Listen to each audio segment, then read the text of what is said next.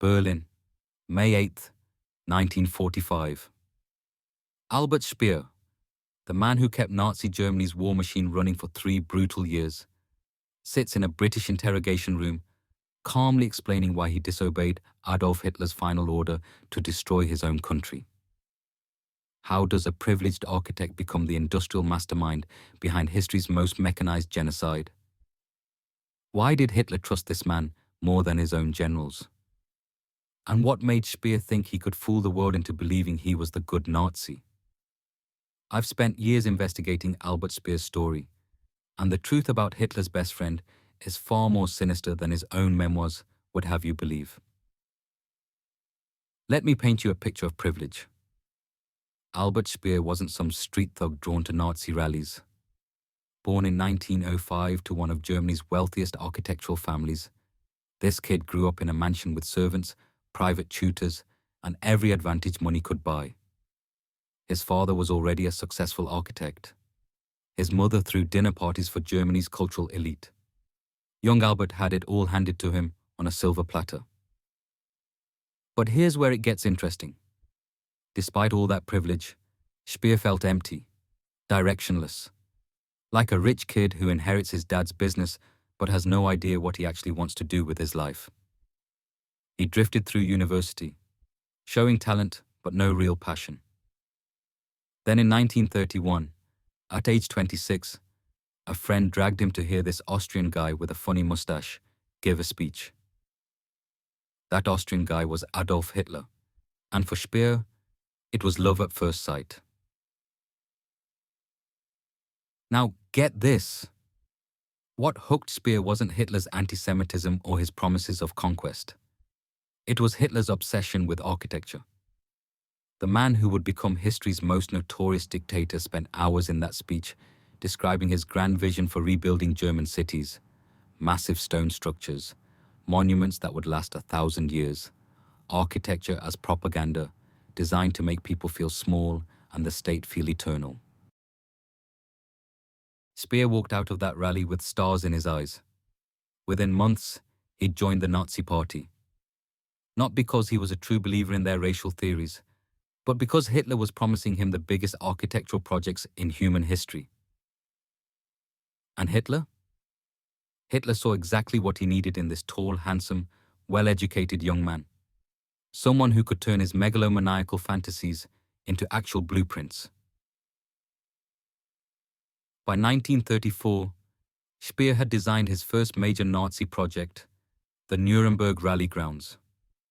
Picture this: a stone amphitheater designed to hold 400,000 people, all focused on a single podium where Hitler would stand like a god among mortals. The Cathedral of Light, with 152 anti-aircraft searchlights creating pillars of light visible from 100 miles away. It was architecture as theater, and Hitler was absolutely mesmerized. But more than that, Hitler genuinely liked Speer. And this is where the story gets really weird, because Adolf Hitler apparently wasn't great at making friends. The guy was paranoid, controlling, and surrounded by backstabbing sycophants all trying to destroy each other to win his favor. Yet with Speer, Hitler relaxed. They'd spend hours together looking at building plans, Hitler sketching out his dreams while Speer figured out how to make them real. Speer later claimed these were the moments when Hitler seemed most human, most excited, most alive, which tells you something deeply disturbing about both of them.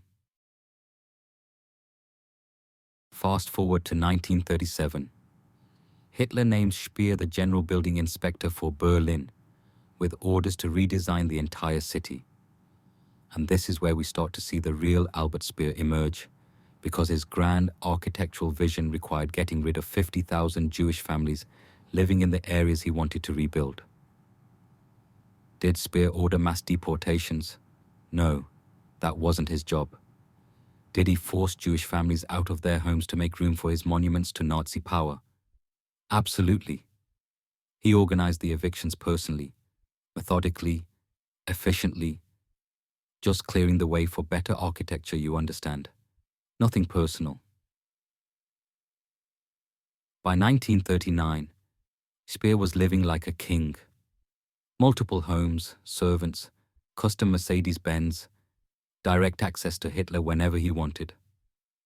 He was designing a new Berlin that would be the capital of Hitler's 1,000-year Reich, building so massive they required their own zip codes, a triumphal arch twice the size of the one in Paris, a great hall that could fit St. Peter's Basilica inside its dome 16 times over.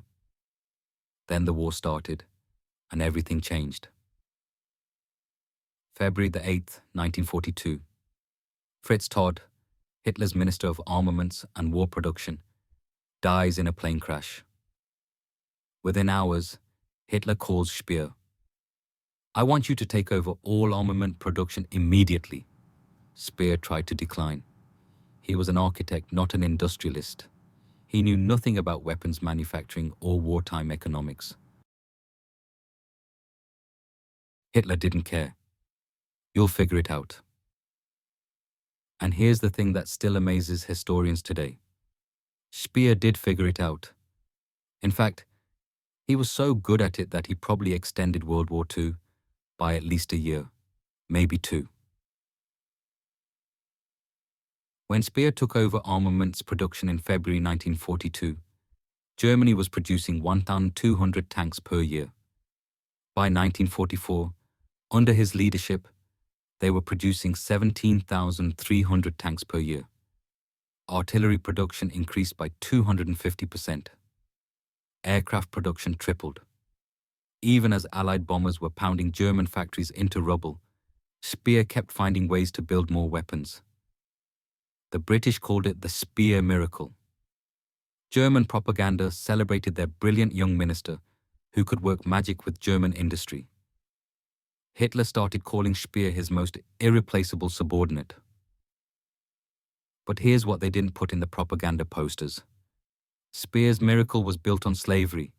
Millions of people, kidnapped from across occupied Europe, worked to death in his factories.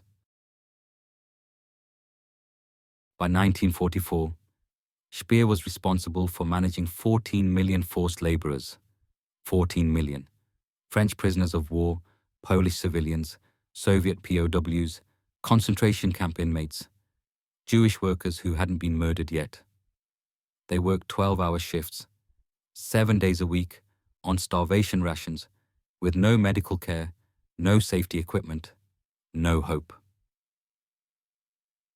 A French forced laborer named Marcel Conversi later described working in one of Speer's aircraft factories.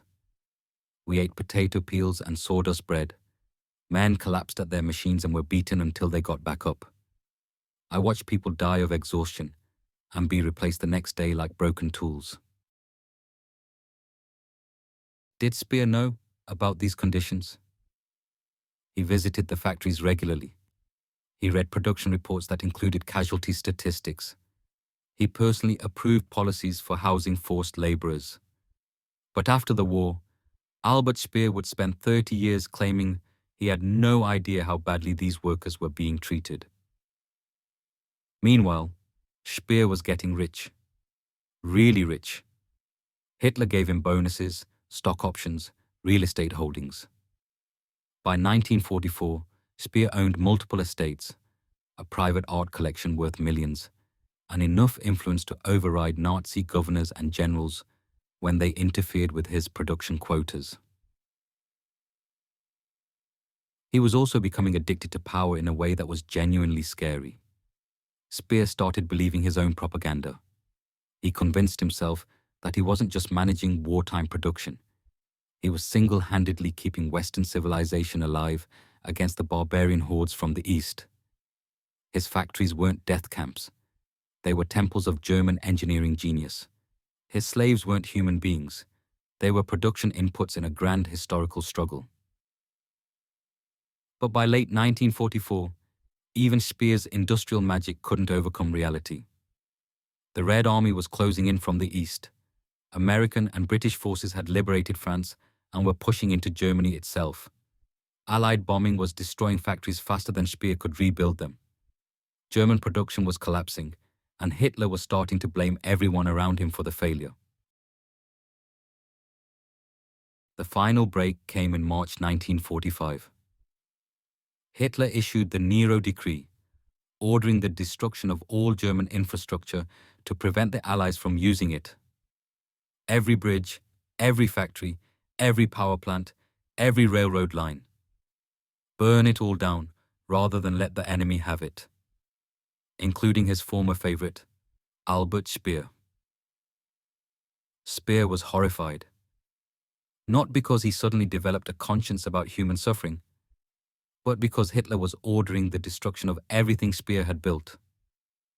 All those factories, all that infrastructure, all those monuments to German engineering prowess that Speer saw as his personal legacy. So for the first time in 13 years, Albert Speer looked Adolf Hitler in the eye and said no. Hitler's response was immediate and brutal. He stripped Speer of all authority, banned him from Nazi party functions, and made it clear that if Speer showed his face in Berlin again, he'd be shot as a traitor. But it was too late for Hitler to find a replacement. The war was over. On April 30th, Hitler killed himself in his bunker. A week later, Germany surrendered. And Albert Speer, the architect who became a mass murderer in a suit and tie, walked into Allied custody, already rehearsing the performance of his life, convincing the world he was the good Nazi. At Nuremberg, while other Nazi leaders were sentenced to hang, Speer's act earned him just 20 years in prison, and he spent the rest of his life after release in 1966 writing best-selling memoirs that made him wealthy and famous, taking to his grave the lie that he never knew about the Holocaust, even as historians later proved he'd attended meetings where the final solution was discussed and personally approved, using concentration camp slaves in his factories,